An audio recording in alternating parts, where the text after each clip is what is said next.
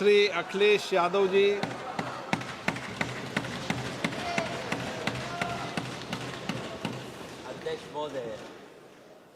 अध्यक्ष महोदय, मैं आपका धन्यवाद देना चाहता हूं कि इस महत्वपूर्ण विषय पे मुझे बोलने का मौका दे रहे हैं।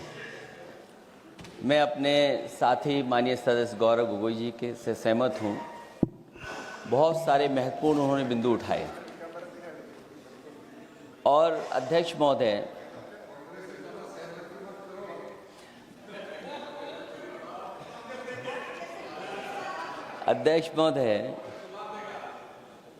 मुझसे ज़्यादा मेरे रिश्ते शायद हमारे विपक्ष के लोग ज़्यादा जान रहे हैं और जितना विपक्ष के लोग नज़र रखेंगे मैं समझता हूँ उतना रिश्ते और मजबूत हो जाएंगे।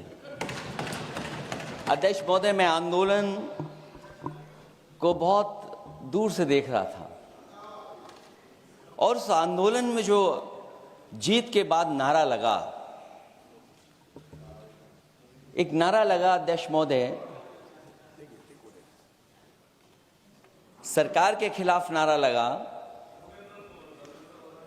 कि सरकार को ये अहंकार था कि सरकार झुकती नहीं है, लेकिन उन्हीं नई पीढ़ी के लोगों ने ये वो नारा दिया कि झुकाने वाला चाहिए, सरकार भी झुकती है और सरकारों को झुकाना भी नौजवानों को आता है।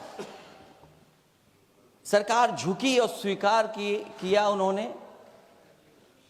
जो करोड़ों नौजवान जो मांग कर रहे थे कि सबसे पहले जो मंत्री जी हैं वो इस्तीफा दें, और बिंदु दूसरे अलग हैं जो हम लोगों को जानकारी में मिल रहा है। अध्यक्ष महोदय, सरकार हर विषय पे स्वीकार किया है, लेकिन पता नहीं अध्यक्ष महोदय ये बात समझ में नहीं आ रही है कि सदन में उन आश्वासनों को क्यों नहीं रख रही है सरकार जो सहमति बनी है। और उसके बाद अध्यक्ष महोदय, हम लोगों ने देखा कि जब मंत्री जी लौटे हैं, मंत्री नहीं रहे, उसके बाद सदन के बाहर उनका स्वागत किया गया। अध्यक्ष महोदय, जो स्वागत हुआ उसके लिए हमें कोई शिकायत नहीं है, लेकिन माननीय सदस्यों को कितनी बड़ी राहत मिली होगी, कितने बड़े संकट से बचाया उन्होंने। एक प्रधान जी को हटा करके प्रधानमंत्री बचा लिया आपने।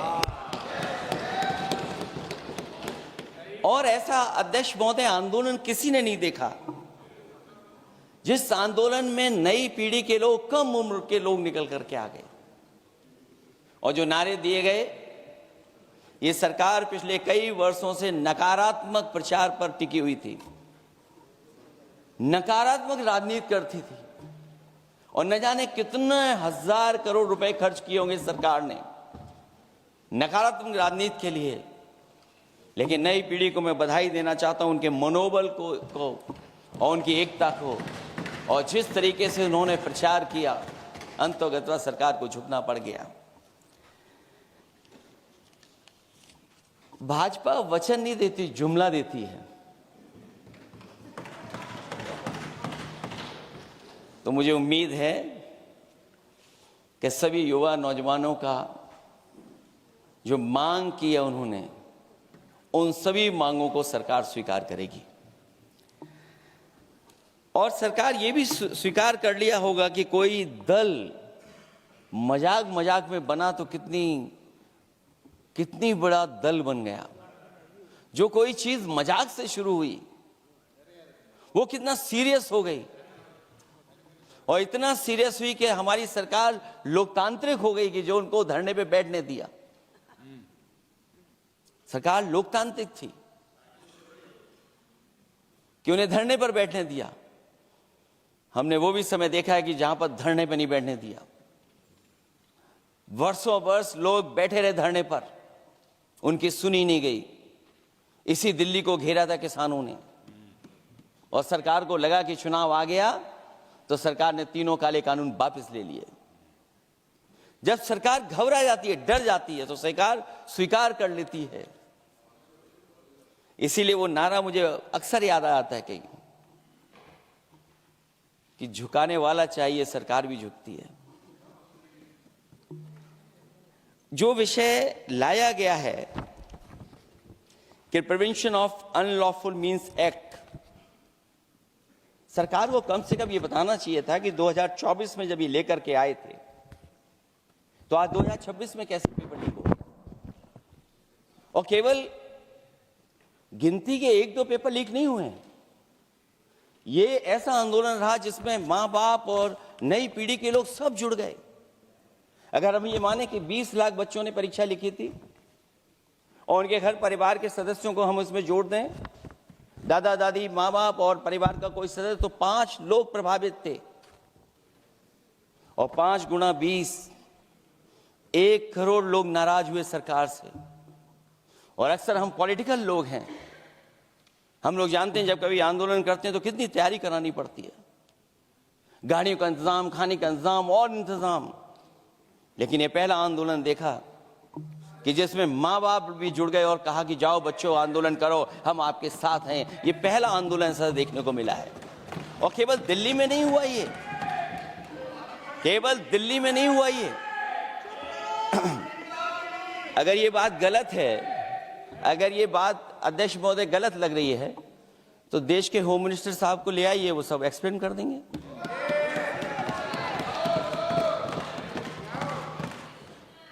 पहला आंदोलन जिसमें मां बाप ने साथ दिया, क्योंकि परीक्षा से कितना दुखी हैं लोग। ये जो परीक्षाएं लीक हुई हैं, कई महीनों पहले ये किताब बना दी थी। और अध्यक्ष महोदय, जो लोग चढ़ावा चोरी नहीं बचा पाए, वो पेपर लीक कैसे बचा पाएंगे? जो भगवान के दरबार से दान गायब हो गया, दान चला गया, वो लोग पेपर लीक बचाएंगे? किस कानून को, जो कानून पहले बनाया उसी कानून का संशोधन करके लेकर आए हैं? किसकी आंखों में आप धूल झोंक रहे हैं? और अगर कानून से बच रहा होता तो भाजपा की 10 साल की सरकार में 20 परीक्षाएं कैसे लीक हो गई? 20 परीक्षाएं लीक हुई अध्यक्ष महोदय, जिसमें कोर्ट तक जाना पड़ा, उसके बाद परीक्षा रद्द हुई है। दरोगा भर्ती का पेपर लीक हो गया, जूनियर इंजीनियरिंग के भर्ती का पेपर लीक हो गया, ग्राम विकास पंचायत अधिकारी का पर्चा लीक हो गया, नलकूप चालक भर्ती का, यूपी टीईटी का परीक्षा लीक हुआ। और एक बार नहीं हुआ, 3 बार पेपर लीक हुआ यूपी टेट का। हाई स्कूल बोर्ड का परीक्षा लीक कर दिया, इंटरमीडिएट की बोर्ड की परीक्षा लीक हुई, इंटरमीडिएट का फिर परीक्षा का लीक हुआ, कई बार हुई। सिपाही भर्ती लीक हुई। आप सोचिए कितनी परीक्षाएं लीक हुई हैं। और नीट परीक्षा कोई पहली बार लीक नहीं हुई, दोबारा लीक हो गई, कानून बनने के बाद लीक हुई। सहायक प्रोफेसर भर्ती लीक है, लेखपाल भर्ती लीक हुई। यूपी जैसे स्टेट, जो सबसे बड़ा स्टेट है, जहां से प्रधानमंत्री चुन करके आते हैं, वहां तक पेपर लीक हो जा रहा है। और जो संस्था परीक्षा एग्जामिनेशन करा रही है, वो एनटीए में भी आउटसोर्स कर दिया आपने। हम विपक्ष के लोगों को तो डर ये लगता है अध्यक्ष महोदय, कहीं ऐसा ना हो कि ये पूरी सरकार को आउटसोर्स कर दें। आउटसोर्स सरकार है, जो सबसे विश्वसनीय संस्था है, उसमें आउटसोर्स पे आपने कर्मचारियों को रखा हुआ है। किस बात की जवाबदेही है? यही अकाउंटेबिलिटी है आपकी? कहीं अकाउंटेबिलिटी ये तो नहीं है, आप अकाउंटेबिलिटी को ये कहीं समझ बैठे हो कि अकाउंट को भर दे वो एबिलिटी वाला ही हमें चाहिए? कहीं वो अकाउंटेबिलिटी तो नहीं है। आप बताइए, एनटीए को आउटसोर्स किया हुआ है आपने। जिस संस्था की जिम्मेदारी है महत्वपूर्ण परीक्षा कराने की, उसमें सब आउटसोर्स। और ये सच कहा कि कांग्रेस पार्टी के माननीय सदस्य ने मांग की है कि वो हम लोगों को पता होना चाहिए आखिरकार कौन लोग थे जो आउटसोर्स होकर के बैठ करके परीक्षा में इस तरह की घोटाला कर रहे थे। आखिरकार जवाबदेही क्या है, किसकी थी? और फिर केवल नीट की परीक्षा की बात करें और परीक्षाओं की बात करें, अगर हम अध्यक्ष महोदय, जब से सरकार बनी है तब से सरकार की कोशिश रही है कि शिक्षा, परीक्षा और यूनिवर्सिटी का ताना बाना पूरा ध्वस्त हो जाए, उसको एक रंगी बना दें हम, उसमें अंडरग्राउंड अनरजिस्टर्ड लोग शामिल हो जाएं। ये पिछले जब से भारतीय जनता पार्टी की सरकार आई है तब से हो रहा है। और फिर शुरुआत कहां से होती है? क्योंकि आप नहीं चाहते कि देश के गरीब लोग पढ़ें लिखें आगे बढ़ें। सरकार ने सबसे पहले हमला किया प्राइमरी स्कूल पर, और प्राइमरी स्कूल कितने बंद किए हैं आपने? जहां से बच्चे की शिक्षा की यात्रा शुरू होती है। एक गरीब परिवार का बेटा, बच्चे कहां से पढ़ करके निकलते हैं? सबसे पहले प्राथमिक शिक्षा सरकारी स्कूलों से पढ़ करके निकलते हैं। हमारे बहुत सारे माननीय सदस्य होंगे, वो उन्हीं प्राथमिक विद्यालयों से पढ़ करके आज इस सदन तक पहुंचे होंगे। आपने सबसे पहले स्कूलों पे हमला किया, और प्राइमरी से लेकर के नौकरी तक पे आपने हमला किया है। युवाओं के भविष्य पर आपने चोट पहुंचाने का काम किया है। और जो प्राइमरी स्कूल जो आपने बंद किए हैं, वो इसीलिए बंद किए हैं आपने कि पिछड़े, दलित और गरीब के वर्ग के परिवारों के बच्चे पढ़ लिख न जाएं। क्योंकि आज भी अगर हम देखते हैं प्राइमरी स्कूल में कौन पढ़ने जा रहा है? सबसे समाज के गरीब परिवार के बच्चे पढ़ करने जा रहे हैं। सबसे पहला हमला आपने वही किया, और इसीलिए किया क्योंकि नींव पर ही अगर हमला होगा तो ये आगे नहीं बढ़ पाएंगे। जो आंकड़े सरकार के बताए गए हैं, 1 लाख से ज्यादा सरकारी प्राइमरी स्कूल बंद कर दिए सरकार ने। और अगर ये बात गलत है तो हमें उम्मीद है सरकार इस पर भी जवाब देगी। और अगर हम आंकड़े निकालें तो जो आंकड़े दिखाई दे रहे हैं, यूपी में सबसे ज्यादा प्राइमरी स्कूल बंद हुए हैं। और ये सरकार के आंकड़े हैं कि 7 लाख से ऊपर विद्यालय थे जो अब 6 लाख रह गए हैं। और यूपी में तो सबसे ज्यादा बंद हुए हैं। उत्तर प्रदेश में 26,386 सरकारी प्राइमरी स्कूल बंद कर दिए सरकार ने। और केवल प्राइमरी स्कूल बंद नहीं किए हैं, नौकरी पे भी हमला किया है। 69,000 शिक्षक भर्ती को लेकर के बड़े पैमाने पर घोटाला किया गया। और घोटाला इतना बड़ा है कि वो सभी कोर्टों में गए हैं और पिछले कई वर्षों से आंदोलन कर रहे हैं। कोई स्थान नहीं बचा अध्यक्ष महोदय जहां पर वो शिक्षक भर्ती के लोग न गए हों। मंत्रियों के यहाँ गए हैं, आंदोलन किया है, हाई कोर्ट गए हैं, सुप्रीम कोर्ट गए हैं। लेकिन देखिए सरकार भी कमाल की है कि सरकार उनको नौकरी नहीं देना चाहती। और इसलिए नौकरी नहीं देना चाहती है क्योंकि उन्होंने भर्ती गलत की है। और भर्ती में जिन लोगों का अधिकार छीना है वो सबसे ज्यादा पिछड़े और दलित परिवार के बेटे, जिनका अधिकार इस सरकार ने छीना है। और ये अगर बात नहीं ठीक है तो हमें उम्मीद है कि सरकार इसका भी जवाब देगी। माध्यमिक स्कूलों को भी बंद किया जा रहा है और बड़े पैमाने पे स्कूल बंद हुए हैं। और जो बोर्ड की परीक्षाएं लीक हुई हैं, पूरे देश में बड़े पैमाने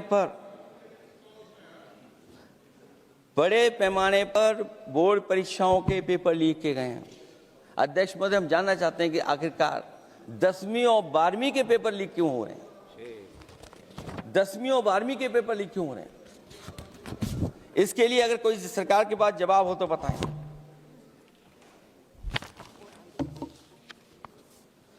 और जो बच्चियों ने जान दी है नीट की परीक्षा में, जब परीक्षा का पेपर लीक हो गया है, अध्यक्ष महोदय, मैं अपनी तरफ से, पार्टी की तरफ से और सभी की तरफ से उन्हें श्रद्धांजलि देता हूं। और हमें उम्मीद है कि सरकार उन बच्चों की मांग मानेगी जिन बच्चों ने ये शर्त रखी है कि उनके परिवार के लोगों को 1 करोड़ मुआवजा दिया जाए।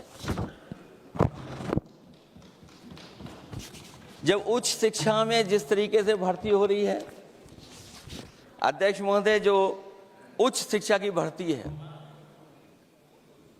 उसमें जो अपॉइंटमेंट हो रहे हैं उनके बारे में तो क्या चर्चा करें कि जब संस्था पे सबसे ऊपर बैठा व्यक्ति ही अन्याय करेगा तो पूरी संस्था में अन्याय होगा।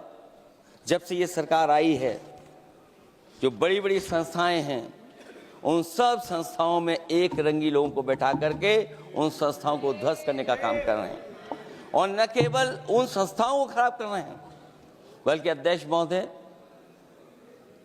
उत्तर प्रदेश में एक स्वतंत्र सेनानी, उनके नाम पर यूनिवर्सिटी बनी, मौलाना जौहर यूनिवर्सिटी। यूनिवर्सिटी बनकर के तैयार हो गई। इन्होंने कोई सरकारी यूनिवर्सिटी नहीं बनाई, और अगर कोई प्राइवेट यूनिवर्सिटी बन भी गई है तो उसको भी हथौड़ा लेकर के तोड़ने की तैयारी कर रहे हैं ये लोग। ये नफरत की राजनीति कहां लेकर के पहुंचा देगी। और जब से बीजेपी की सरकार आई है तब से नफरत की राजनीति और दूसरे लोगों के साथ किस तरह का व्यवहार हो रहा है, उन्हें कहीं भी न्याय तक नहीं दिला पाई सरकार। और जब नौकरी की बात आ जाए तो अध्यक्ष महोदय, अग्निवीर भर्ती में भी जो हर साल में कितनी भर्ती होती थी, कभी 80,000 भर्ती हुआ करती थी, अब भर्ती केवल 10,000 हो पा रही है। आखिरकार अध्यक्ष महोदय, सरकार नौजवानों की पढ़ाई और नौकरी पे हमला क्यों कर रही है, और नौकरी पे हमला क्यों हो रहा है? जब आप ये कहते हैं कि हमारे नौजवान हमारी डेमोग्राफिक डिविडेंड बन करके आए हैं, कहीं यही नौजवान हमारी आपदा न बन जाए, इसके बारे में भी सरकार को सोचना चाहिए। और मैं ये जरूर कहना चाहता हूं कि अध्यक्ष महोदय, अगर शिक्षा अच्छी होगी, परीक्षा सच्ची होगी, तो तरक्की भी पक्की होगी। और ये तरक्की नहीं चाहते हैं, इसीलिए शिक्षा पर और परीक्षा पर हमला कर रहे हैं। मैं इन्हीं शब्दों के साथ अध्यक्ष महोदय आपका धन्यवाद देता हूं। और जो बिल लेकर के आए हैं आप, बिल तो 24 में भी लेकर के आए थे आप, जो 24 में बिल लेकर के आए थे उसके बाद नीट परीक्षा का पेपर लीक क्यों हो गया, ये आप बता देना मंत्री जी। आपको एक कानून बनाने के बाद दूसरा कानून बनाना पड़ रहा है, ये क्या वजह है? और आपको मंत्री जी का स्वागत इसलिए करना पड़ रहा है कि आपको संकट से बचा लिया। और अगर अखिलेश जी तो समाजवादी है। मैं पूछना चाहता हूं कि छात्रों का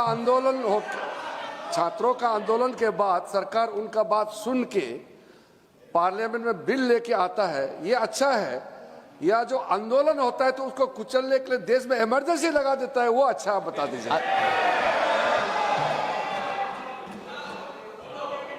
अध्यक्ष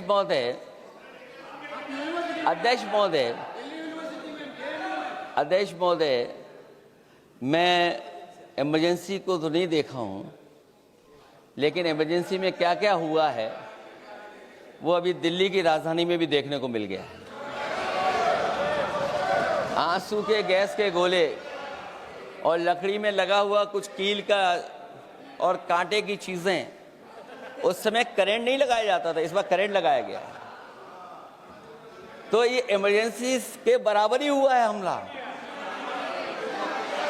कम नहीं है। इमरजेंसी से कम अन्याय नहीं कर रहे हैं आप लोग। और याद करिए अध्यक्ष महोदय, अगर इमरजेंसी इन्हें याद आ गई है, अगर इमरजेंसी अध्यक्ष महोदय इन्हें याद आ गई है, तो इमरजेंसी के बाद भी परिवर्तन हुआ था और हमें भरोसा है कि इसके बाद भी परिवर्तन होगा।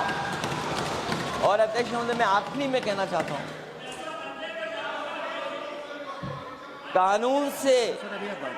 कानून से नहीं, नियत साफ होगी तब नीट का परीक्षा साफ होगी। सवाल कानून का नहीं है, आपकी नियत साफ नहीं है। और जिस समय आपकी नियत साफ होगी तो परीक्षा भी साफ हो जाएगी। और हमारे साथी जो कुछ और बातें उठा रहे हैं, आज मौका नहीं है लेकिन आपको भगवान भी माफ नहीं करेंगे, क्योंकि आप चढ़ावा चोरी में शामिल हुए हैं।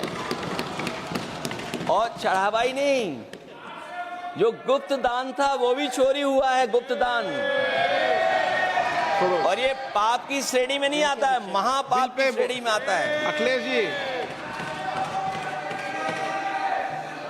Akhilesh ji bill pay. और अध्यक्ष महोदय, आखिरी में मैं इतना ही कहना चाहता हूं, शिक्षा की रक्षा के लिए जो आंदोलन हुआ है वो हमेशा आंदोलन जीतेंगे। बहुत बहुत धन्यवाद, बहुत बहुत आभार प्रकट करता हूं आपका।